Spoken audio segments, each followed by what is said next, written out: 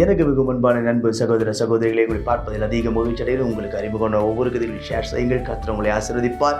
கர்த்தர் நாளில் நமக்கு கொடுத்திருக்கிற வாக்குத்தத்தம் வார்த்தையை என்று பார்ப்போம். அது 2 சாமுவேல் 12:24 சொல்கிறது, கர்த்தர் அன்பாய் இருந்தாராம். யாரிடத்தில்? சாலமோனிடத்தில் அவர் அன்பாய் இருந்தாராம். நம்முடைய வாழ்க்கையிலும் கர்த்தர் நம்மில் அன்பு வைத்து நம்மை ஆசீர்வதிக்க வேண்டும். இன்றைக்கி எல்லாம் பார்த்தீங்கன்னா கட்டாயத்தினால கர்த்தருடைய கருத்திலிருந்து ஆசீர்வாதங்களை பிடுங்குகிறோம். அப்படி அல்ல, நம்மை நேசிக்கிறபடியினால் கர்த்தர் நம்ம என்ன பண்ணணும் தெரியுமா? ஆசீர்வதிக்க அவர் போதுமானவராக இருக்கணும். அவர் நம்மை நேசித்து நம்மில் அன்பு வைத்து நம்முடைய காரியங்களை அவர் கைகூடி வர பண்ணணும். சிலரெல்லாம் பார்த்தீங்கன்னா விட மாட்டேன், கர்த்தரை செய்யும் வரை விட மாட்டேன், கர்த்தரை இதை பண்ணும் வரை விட மாட்டேன் என்று யாரோடு கூட மோதுகிறார்கள் தெரியுமா? பெரிய மலையினிடத்தில் போய் மோதுகிறது போல. அவர் தெய்வம் என்பதை நாம் ஒரு நாள் மறக்கக்கூடாது. ஆனால் வேதம் சொல்கிறது, இந்த தெய்வம் மகா பெரிய ஆண்டவர் சாலமோனிடத்தில் அன்பாய் இருந்தாராம்.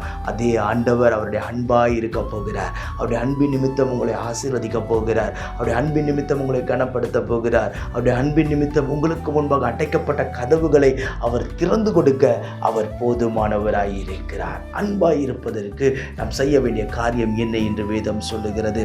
எபேசியர் 1:4 சொல்கிறது, தமக்கு முன்பாக அவர் அன்பிலே பரிசுத்தம் உள்ளவர்களும் குற்றமில்லாதவருமாய் இருப்பதற்கு அவர் உலக தோற்றத்திற்கு முன்னமே கிறிஸ்துவுக்குள் நம்மை தெரிந்து கொண்டார். உலக தோற்றத்திற்கு முன்பே எதற்காக? அன்பிலும் பரிசுத்தத்திலும் இருப்பதற்கு அவர் நம்மை தெரிந்தெடுத்திருக்கிறார். நாம் அன்பாய் இருக்கும் பொழுது, நாம் மற்றவர்களை நேசிக்கும் பொழுது கர்த்தரும் நம்மை நேசிக்க அவர் போதுமானவராய் இருக்கிறார். அன்பிலே நிலைத்திருங்கள். அன்பு மாயமற்றதாய் இருப்பதாக. ஒரு நாளும் அதில் ஒரு நாள் விளையாடி பார்க்கக்கூடாது. கர்த்தர் நமக்கு கொடுத்திருக்கிற அவருடைய வெளியேற பெற்ற அன்பை, அபிஷேகத்தின் நிமித்தம் நாமும் உண்மையாய் நேசிப்போம், உண்மையாய் அன்பு கூறுவோம், உண்மையாய் கனப்படுத்துவோம். கர்த்தர் மேன்மைப்படுத்தி நிலைநிறுத்துவார். நான் உங்களுக்காய் ஜெபிக்கிறேன். பரலோக பிதாவே, இந்த வார்த்தையெல்லாம் கேட்கிற நண்பு சகோதர சகோதரி ஒவ்வொருவருக்காக ஜெபிக்கிறேன். சாலமோனிடத்தில் நீர் அன்பாய் இருந்தது போல என் பிள்ளைகள் ஒவ்வொருத்திலும் நீர் அன்பாய் இருந்து நடத்துவீராக. நாங்களும் அன்பில நிலைத்திருந்து உடைய ராஜ்யத்தை கட்ட கிருபை தாரும், பலப்படுத்தும், நிலைநிறுத்தும். அடைக்கப்பட்ட எல்லா கதவுகளும் நசரேயனாகிய இயேசு கிறிஸ்துவின் நாமத்தில் இப்பொழுதே திறக்கப்படுவதாக என்று நான் ஜெபிக்கிறேன். மேன்மைப்படுத்தி நிலைநிறுத்தும், கனப்படுத்தும். இயேசுவின் நாமத்தில் ஜெபிக்கிறேன் எங்கள் ஜீவனுள்ள பிதாவே. ஆமென், ஆமென், ஆமென். God bless you. எனக்கு மிகவும் பிரியமான என் அன்பு சகோதர சகோதரிகளின் ஒவ்வொருவரையும் சந்திப்பதில் அதிக மகிழ்ச்சி அடைகிறேன். வெகு நாள் காத்திருப்பு இருதயத்தை இளைக்க பண்ணும், விரும்பினது வரும்பொழுதோ ஜீவ விருட்சம் போல் இருக்கும் என்று கர்த்தருடைய வார்த்தை சொல்லுகிறது.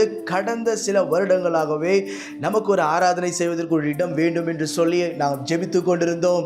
அநேக இடத்தில் சொல்லி வைத்திருந்தேன், கேட்டுக்கொண்டிருந்தோம், அங்குமிங்குமாய் அலைந்து கொண்டிருந்தோம். ஆனால் சரியாக இடம் அமையவில்லை.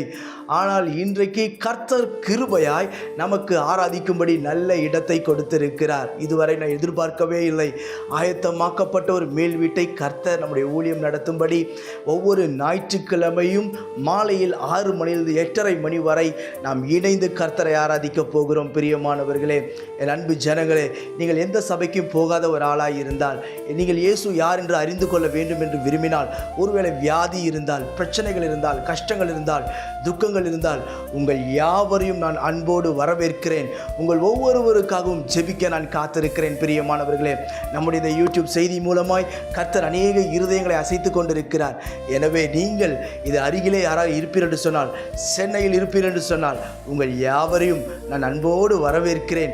நாம் இணைந்து கர்த்தரை ஆராதிப்போம், கர்த்தருடைய ராஜ்யத்தை கட்டுவோம். நான் இந்த வீடியோவில் இதை கீழே என்னுடைய அட்ரஸ் வருகிறது. அட்ரஸை எடுத்துக்கொள்ளுங்கள். என்னுடைய ஃபோன் நம்பர் வருகிறது. இன்னும் உங்களுக்கு ஏதாவது டீட்டெயில்ஸ் வேண்டும், இதோடைய காண்டாக்ட் பண்ண உங்களுக்கு ஏதாவது டீட்டெயில்ஸ் வேண்டும் என்று சொன்னால் நீங்கள் தயவாய் தொடர்பு கொள்ளுங்கள்.